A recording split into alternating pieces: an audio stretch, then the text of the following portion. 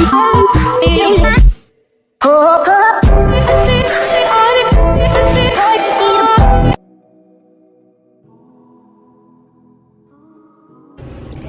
Assalamualaikum. Hari ini saya akan membincangkan maksud penceraian, jenis-jenis penceraian dan hukum penceraian mengikut Islam. Penceraian membawa dua maksud yang berbeza, iaitu menurut bahasa dan syarak. Menurut bahasa, cerai atau talak membawa maksud melepaskan sesuatu ikatan, manakala menurut syarak pula melepaskan ikatan perkahwinan dengan lafaz talak dan seumpamanya. Penceraian merupakan jalan terakhir bagi menyelesaikan masalah yang dihadapi oleh pasangan yang tidak dapat hidup damai dan mempunyai kata sepakat dalam berumah tangga.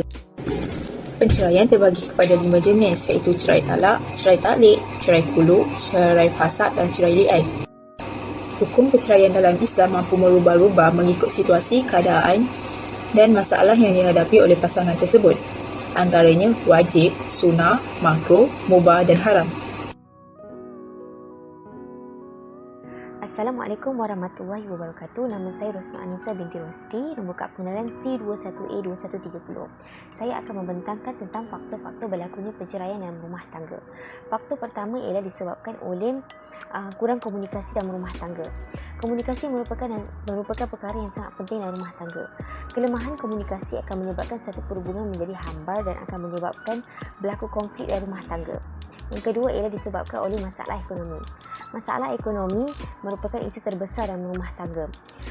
Situasi akan menjadi semakin rumit apabila pasangan kehilangan pekerjaan dan mempunyai hutang yang harus diselesaikan dan mengharuskan mereka mempunyai kos sara hidup yang lebih. Yang ketiga ialah disebabkan oleh perkahwinan di usia yang muda. Perkahwinan di usia yang muda berlaku apabila remaja tidak mengkaji tentang erti sebuah perkahwinan dan tidak bertanya kepada yang berpengalaman ataupun bertanya kepada kaunselor tentang sebuah perkahwinan. Yang keempat ialah disebabkan oleh pengambilan barang-barang terlarang. Pengambilan barang-barang terlarang seperti dadah akan menyebabkan berlaku konflik dalam sesuatu perhubungan rumah tangga. Ekonomi akan terjejas apabila mereka lebih mementingkan pembelian barang-barang terlarang daripada mengisi barang-barang yang berada di rumah. Faktor yang kelima ialah disebabkan oleh perselingkuhan dalam rumah tangga. Perselingkuhan dalam rumah tangga terjadi apabila wujudnya orang ketiga dalam rumah tangga. Ia disebabkan oleh pasangan merasa kekurangan dalam diri pasangan dan mewujudkan orang ketiga dalam rumah tangga. Selain itu, mereka merasa untuk mencari keseronokan di luar dan melupakan tanggungjawab mereka dalam rumah tangga. Faktor kelima ialah disebabkan oleh campur tangan orang tua. Campur tangan orang tua boleh menjejaskan hubungan dalam rumah tangga. Mereka merasa mereka mempunyai pengalaman yang lebih dan membuat keputusan dalam rumah tangga anak-anak, menyebabkan anak-anak berasa tidak selesa dan menyebabkan berlaku konflik dalam rumah tangga anak-anak remaja. Okey, untuk masalah kajian, terdapat beberapa cabaran ataupun masalah yang dihadapi oleh individu dan juga masyarakat. Okey, yang pertama adalah masalah kewangan. Okey, setelah perpisahan salah satu daripada mereka akan bertanggungjawab untuk menyerah hidup anak-anak mereka, terutamanya pasangan yang kurang berkemampuan. Mereka perlu bekerja keras demi mencari sesuap nasi untuk anak mereka. Yang seterusnya adalah peningkatan bilangan single parents. Jadi, kahwin terlalu mudah, dengan itu sudah pasti peningkatan bilangan single parents berlaku. Okay, kerana di usia yang masih muda, mereka tidak dapat berfikir panjang, pendek kata membuat keputusan mengikut emosi. Mereka perlu menanggung segala risiko yang mereka hadapi selepas penceraian, seperti pandangan orang sekeliling dan pencarian nafkah untuk anak jika yang sudah mempunyai anak.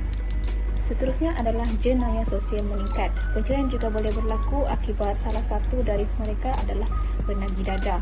Oleh kerana sudah tidak bisa berfikir dengan luas, mereka akan sanggup melakukan apa saja demi mendapatkan barang tersebut. Oleh itu, sudah pasti keselamatan terhadap individu dan juga masyarakat akan terjejas akibat adanya golongan tersebut. Dan seterusnya adalah hilang keyakinan diri. Mula merasakan diri mereka tidak sempurna di mata orang kerana mereka berfikir disebabkan ketidaksempurnaan itulah menyebabkan pasangan mereka itu selingkuh dan mencari yang lebih baik daripada mereka. Maka timbulnya perasaan hendak mendiamkan diri. Perkara ini juga boleh mengakibatkan perkara yang tidak diingini berlaku, seperti mencederakan diri, dan yang paling tragisnya adalah ada yang sanggup mengorbankan diri mereka. Dan yang paling akhir adalah hubungan keluargaan semakin tegang. Penceraian juga boleh mengakibatkan hubungan kekeluargaan semakin tegang, apabila lagi melibatkan orang tua yang tidak sepatutnya campur tangan dalam rumah tangga anak-anak mereka.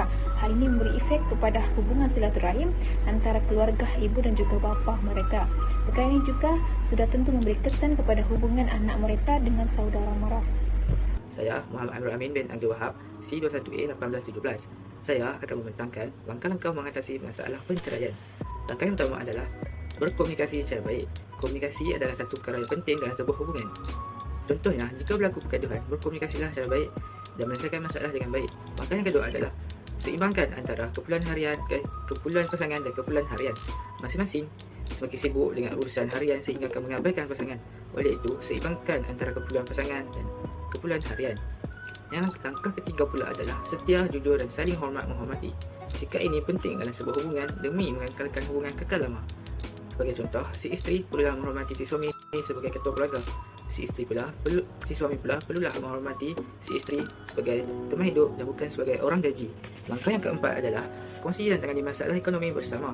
Masalah ekonomi dalam rumah tangga sering menjadi isu besar berlakunya perpisahan. Namun masalah tersebut perlulah ditangani bersama dengan si isteri membantu si suami mengurangkan beban kewangan dan tidak menjalankan perniagaan kecil-kecilan dan alternatif lain.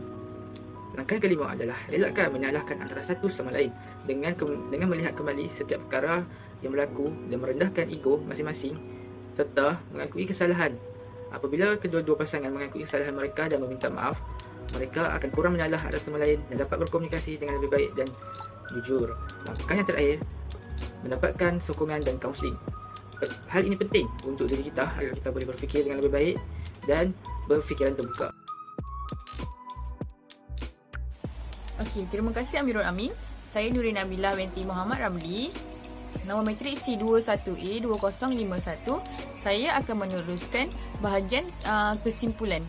Kesimpulan pertama yang diperoleh daripada isu perceraian ini adalah dirumuskan berdasarkan kajian yang dilakukan bahawa isu perceraian ini merupakan salah satu daripada masalah sosial yang wujud dalam kalangan masyarakat di Malaysia. Okey, yang kedua, kesan yang ditinggalkan oleh perceraian ini juga lebih memberi kepada kesan buruk daripada kesan baik. Okey, yang ketiga, intervensi oleh pihak yang bertanggungjawab amat digalakkan pada masa ini.